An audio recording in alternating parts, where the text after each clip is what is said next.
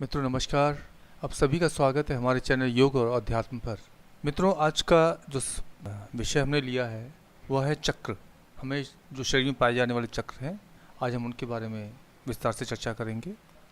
मित्रों वर्तमान समय में अधिकांश लोग अपनी व्यस्ततम जीवन शैली के कारण रोगों से ग्रस्त होते जा रहे हैं। शारीरिक रोगों के साथ साथ अनेक मानसिक रोगों से भी पीड़ित होते जा रहे हैं। ऐसे में वर्तमान समय में योग की महत्ता बढ़ती ही जा रही है। योग हमारे जीवन में चमत्कारिक परिवर्तन लाता है। इसीलिए भारत में ही नहीं, अभी तो विश्व में योग का प्रचार और प्रसार किया जा रहा है। योग और ध्यान की इस श्रृंखला में आज जो विषय हमने लिया है वह है हमारे शरीर में पाए जाने वाले चक्र। इस श्रृंखला में हम अपने शरीर में पाए जाने वाले विभिन्न चक्रों के बारे में विस्तार से चर्चा करेंगे। वैसे भी आजकल जहाँ देखो चक्रों की ही चर्चा हो रही है। पश्चिमी देशों में इस पर बहुत विस्तार से कार्य हो रहा है और वहाँ इसके बारे में लोग जागरूक भी हैं और गंभीर भी हैं। आइए हम भी इस अपने शरीर में पाए जाने वाले विभिन्न महत्वपूर्ण चक्रों के बारे में जानने का प्रयास करते हैं। मित्रों कहा जाता है कि मानव शरीर में कुल 114 चक्र हैं। यह नस नाड़ियों के गुच्छे के रूप में हमारे शरीर पर पाए जाते हैं। यह हमारे शरीर में ऊर्जा के केंद्र हैं, पावर स्टेशंस हैं। इनमें से प्रत्येक चक्र की अपनी निश्चित शक्तियाँ, निश्चित प्रभाव व अधिकार हैं, परंतु ये पावर हाउस निष्क्रिय अवस्था में हमारे शरीर में पड़े रहते हैं। जिस प्रकार बिजली के सप्लाई होने पर उपकरण क्रियाशील हो जाते हैं, इसी प्रकार इन सुप्त ऊर्जा के केंद्रों चक्रों पर अगर हम ध्यान लगाते हैं, मेडिटेशन करते हैं, तो उसको क्रियाशील हम बना सकते हैं। चक्र साधना के इस क्रम में जो पहला चक्र है वह है मूलाधार चक्र। मुख्यतः हमारे शरीर में 7 महत्वपूर्ण चक्र हैं, जिसमें मूलाधार या आधार चक्र पहला है, जिसके बारे में आज हम विस्तार से चर्चा करेंगे। मित्रों इस चक्र का नाम मूलाधार या आधार चक्र इसलिए है क्योंकि यह चक्र सुषुम्ना नाड़ी के मूल में स्थित है। अपने जीवन के प्रथम 7 वर्षों तक बालक की जो क्रियाएं होती हैं वो इसी चक्र से प्रभावित होती हैं। स्वयं में ही मस्त रहना, असुरक्षा के बोध से ग्रस्त रहना इस चक्र का प्रमुख स्वभाव है। इस चक्र से प्रभावित मानव या व्यक्ति 10 से 12 घंटे तक रात्रि में पेट के बल सोता है। मोह, क्रोध, ईर्ष्या, द्वेष, घृणा भावना, कामुकता, प्रजनन इस चक्र के प्रभावित होने के कारण ही होते हैं। शरीर की मलिनता का भी इस चक्र से विशेष संबंध है। मित्रों मूलाधार चक्र का जो स्थान है वो सुषुम्ना नाली, सुषुम्ना मूल में गुदा से 2 उंगल आगे व उपस्थ से 2 उंगल पीछे सीवनी नाड़ी के मध्य में स्थित होता है। मूल बंध लगाते समय इसी हिस्से को एड़ी से दबाया जाता है। नीचे की तरफ जाने वाली अपान वायु का यह मुख्य द्वार है। इसे इस लोक का भूलोक भी कहते हैं। पंच तत्वों में यह पृथ्वी तत्व का प्रतिनिधित्व करता है। इसकी कर्मेंद्रियां गुदा हैं और ज्ञानेंद्रियां नासिका। इसका स्वरूप चतुष्कोण चतुर्भुज है जो सुनहरे व भूमिपीत रंग का है। इस यंत्र की आकृति पीतवर्ण चतुष्कोण है जो लाल रंग की से प्रकाशित 4 पंखुड़ियों से युक्त है। सुरक्षा, शरण और भोजन इसके प्रधान गुण हैं।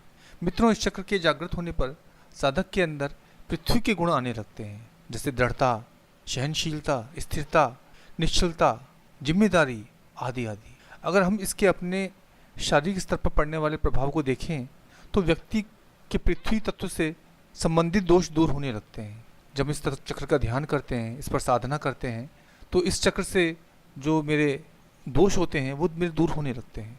हड्डियों की कमजोरी, नसों की कमजोरियाँ ये दूर होने लगती हैं।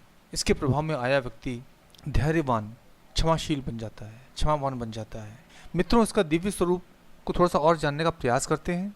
इसके तत्व बीज का जो वाहन है वो ऐरावत हाथी है, जिस पर भगवान इंद्र विराजमान है, जिसकी गति सामने की ओर है। इस चक्र के देवता ब्रह्मा हैं चतुर्भुज रूप में, और इसकी शक्ति चतुर्भुजा डाकनी भी इसके साथ में है, जो इस चक्र की शक्ति का स्वरूप है। इस चक्र के अधिकारी श्री गणेश हैं। आइए हम जानते हैं अब मूलाधार चक्र के ध्यान की विधि। अब हम मूलाधार चक्र पर ध्यान की विधि को जानते हैं। इस चक्र की साधना के लिए किसी भी शास्त्रीय ध्यान के आसन पर, साफ सुथरे आसन पर बैठें।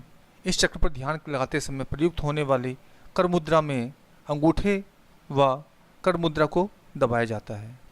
आसन पर बैठकर 4 से 5 मिनट तक अपने पूरे शरीर का आंख बंद कर मानसिक अवलोकन करें। 5 मिनट तक गहरी सांस भरें और छोड़ें और पूरे शरीर को तनाव मुक्त करें।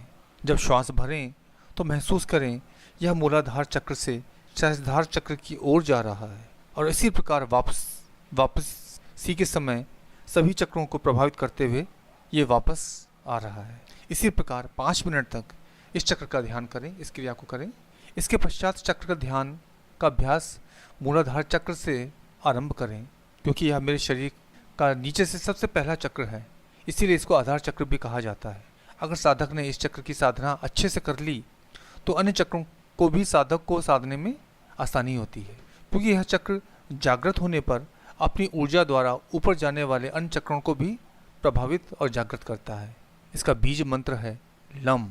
जब इस साधना को करें, जब इस चक्र को ध्यान में लाएं, तब मन ही मन व मुख से लम शब्द का जाप करते रहें। इस चक्र की जो लाल रंग की ऊर्जा है, जो चारों पंखुड़ियों में उसकी स्थित है, उसको देखना आरंभ करें। इन पंखुड़ियों के भी अपने मंत्र हैं, जैसा है वम, शम, शम और सम। इन पंखुड़ियों का ध्यान मंत्रों के साथ और करें और महसूस करें इन पंखुड़ियों से होने वाले कंपन से मेरी नस नाड़ियों में ऊर्जा का संचार हो रहा है। मेरी जो ऊर्जा है बहुत तेज़ी से ऊपर की ओर जा रही है। यह केवल साधक को अति आनंद और असीम सुख की अनुभूति कराता है। इसका जो कंपन होता है वो बहुत ही आनंद देने वाला होता है और मेरी समस्त नस नाड़ियों को प्रभावित करता है। जो मेरी मूलाधार चक्र की पंखुड़ियाँ हैं, उससे भी मेरी अनेक नस नाड़ियाँ निकल रही हैं।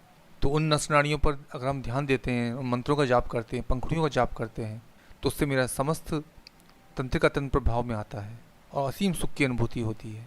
अब साधक अपने ध्यान को मूलाधार चक्र पर ले जाएं और महसूस करें कि इस चक्र से निकलने वाला प्रकाश मेरे पूरे शरीर पर फैल रहा है। आंखें बंद रखें और महसूस करें मेरा शरीर निरोगी ऊर्जावान बन रहा है। मुझ में धैर्य, संयम, सहनशीलता, शक्ति जैसे गुण आ रहे हैं, जो कि पृथ्वी के गुण भी हैं। आंखें बिल्कुल बंद रखें, कमर गर्दन बिल्कुल सीधी रखें। इस चक्र की जागृत होने पर मेरी कुंडलिनी शक्ति भी जागृत होना शुरू हो जाती है।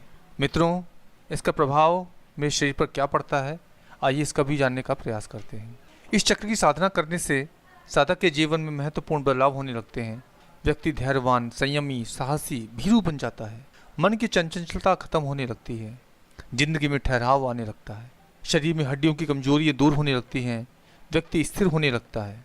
जो व्यक्ति बहुत चंचल होते हैं और एक जगह ठहरते नहीं हैं, चाहे वह अपने कार्य को लेकर हों या किसी निर्णय को लेकर, हमेशा जल्दीबाजी में रहते हैं और इस जल्दीबाजी में गलत निर्णय भी ले लेते हैं और फिर जीवन भर पछताते भी हैं। ऐसे व्यक्तियों को इस चक्र की साधना अवश्य करनी चाहिए। मित्रों, हमारा इस चर्चा को शुरू करने का उद्देश्य यह था कि हम अपनी चक्र साधना करने से पहले चक्रों का विस्तृत अध्ययन अवश्य कर लें, इसके स्वरूप, लाभ, प्रभावों को जानें और अपनी दैनिक साधना को इसमें शामिल करें। इस चक्र की साधना करके हम अपने जीवन को अच्छा बनाने का प्रयास करें। इसी के साथ हम आज की चर्चा को समाप्त करते हैं। अगली कड़ी में हम स्वादिष्ठान चक्र के बारे में विस्तार से जानेंगे। आप सभी को नमस्कार। आज सभी का दिन शुभ और मंगलमय।